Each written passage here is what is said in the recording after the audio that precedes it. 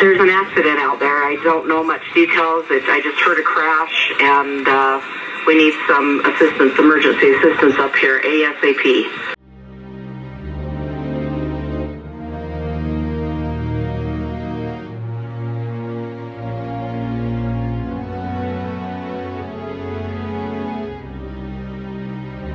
Okay, and how do you feel in the car outside now?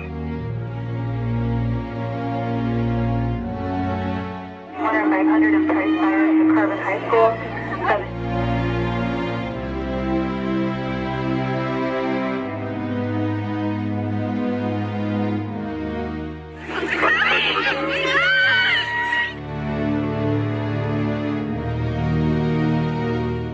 I can't feel my hands anymore.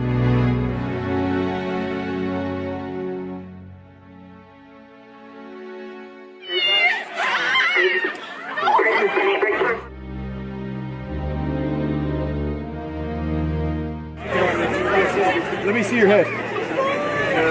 Okay.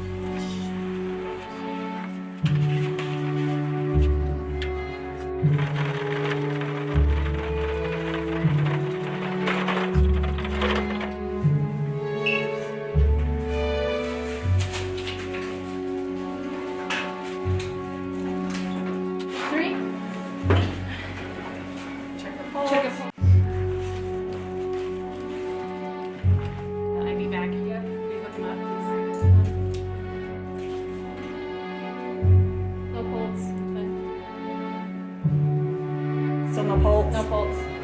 Okay, we're not getting any response. No breathing. Time of death, 11:01. This is the doctor, and she's going to give you some information about what's happening, okay? Okay, your son was in a terrible car accident, and despite all of our best efforts, we weren't able to get a pulse back. He has died.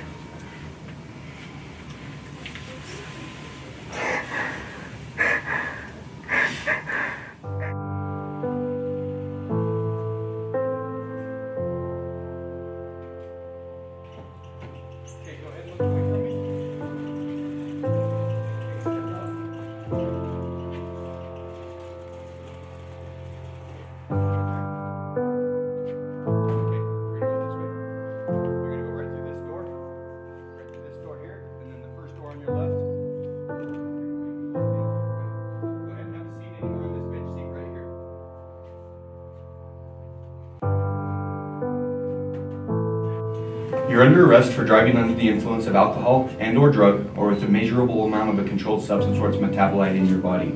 I hereby request that you submit to a chemical test to determine the alcohol and/or drug content of your body. I hereby request that you submit to a breath test. What is your response to my request that you submit to a chemical test? I agree.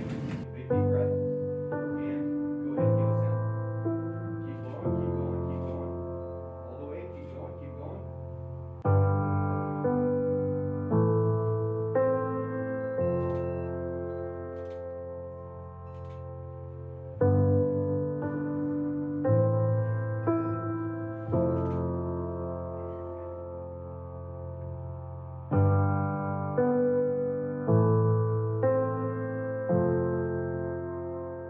All rise.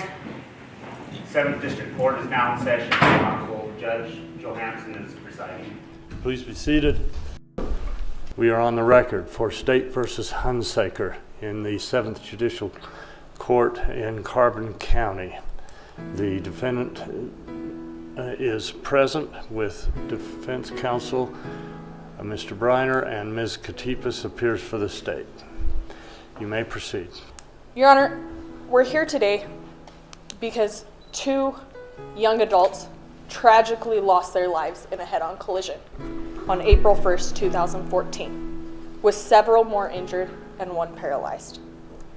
The evidence will show that on that same date, Mr. Hunsaker was leaving a party with 4 of his friends and decided to get behind the wheel and drive after consuming alcohol at that party, which resulted in the death of 1 of the occupants of his vehicle, while 3 were injured. Your Honor, my client, Mr. Hunsaker, is no different than almost all the members of the audience that you see sitting here. Yeah, he may have had a little drink, but it was just a little bit. And he had no intention of causing any harm. When he got in the wheel, he did nothing differently than hundreds of our fellow community members have done. In fact, he did nothing differently than probably many in the audience have done. He simply was the victim of an unfortunate accident. He had a drink, it's true, but he had no intention of causing harm when he got behind the wheel that night. He had no intention of having anyone lose their lives. Are we going to punish him for something he didn't intend to do? We are on the record for State versus Hunsaker. This matter is in the 7th Judicial District Court today for sentencing, and the first witnesses that have requested to issue a statement are the victim's parents, correct? And so we will hear from them now. I really don't want to be here today, but I want the opportunity to let you know the pain that we've gone through. I want to say some things to Derek that have been going through my mind as we've dealt with this loss. We sit here for sentencing today and take into consideration the life of this individual who, in my mind, has already done sentencing of his own. He sentenced my son to death and another child to death, and he sentenced another child to life imprisonment in a wheelchair. And as you consider what should be done, I ask that you take these things into full consideration. For my life and these other families' lives who have been affected will never change. I personally know Derek. Derek's a sweet kid.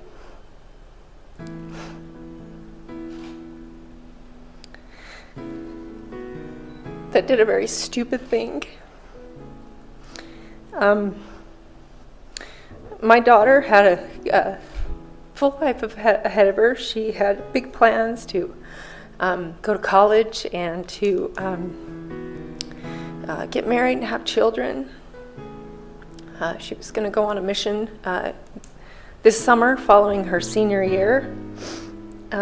All of those things now are not possible. She will no longer, we as her family will no longer be able to see her smile, enjoy her personality, and be able to share those life events that a normal life would allow for her. Now we will hear a statement from the defendant's parents that have requested to be heard by the court.